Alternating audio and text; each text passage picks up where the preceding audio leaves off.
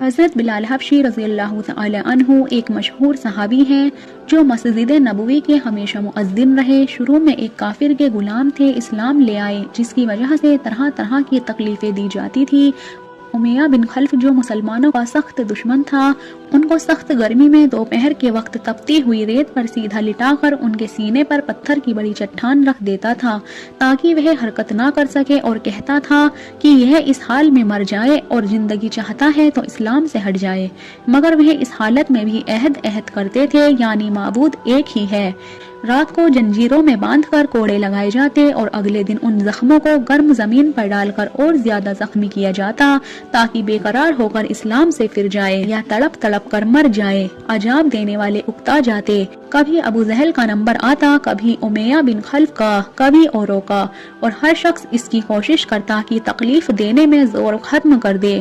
حضرت ابو بکر صدیق رضی اللہ تعالی عنہ نے اس حالت میں دیکھا تو ان کو خرید کر آزاد فرمایا، کیونکہ عرب کے بت پرست اپنے بتوں کو بھی معبود کہتے تھے، اس لیے ان کے مقابلے میں اسلام کی توحید کی تھی، جس کی وجہ سے حضرت بلال رضی اللہ تعالی عنہ کی زبان پر ایک ہی ایک کا ورد تھا۔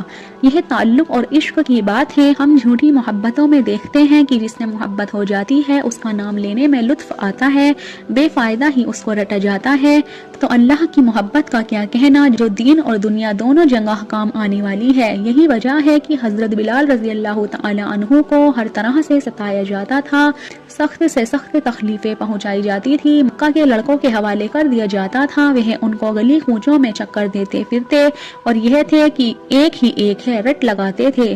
اس کا یہ صلہ ملا کہ پھر حضور صلی اللہ علیہ وسلم کے دربار میں مؤذن بنے اور سفر حضر میں ہمیشہ اذان کی خدمت ان کے سپرد ہوئی۔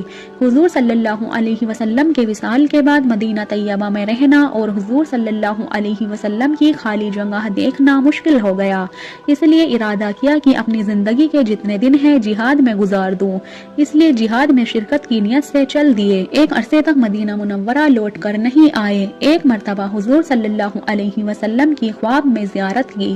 حضور صلی اللہ علیہ وسلم نے فرمایا، اے بلال، یہ کیا ظلم ہے، ہمارے پاس کبھی نہیں آتے؟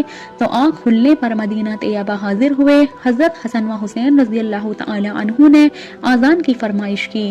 لاڈلوں کی درخواست ایسی نہیں تھی کہ انکار کی گنجائش ہوتی۔ اذان کہنا شروع کی اور مدینے میں حضور صلی اللہ علیہ وسلم کے زمانے کی اذان کانوں میں پڑھ کر کوہرام مچ گیا۔ عورتیں تک روتی ہوئی گھر سے نکل پڑی۔ چند روز قیام کے بعد واپس ہوئے اور سن 20 ہجری کے قریب وصال ہوا۔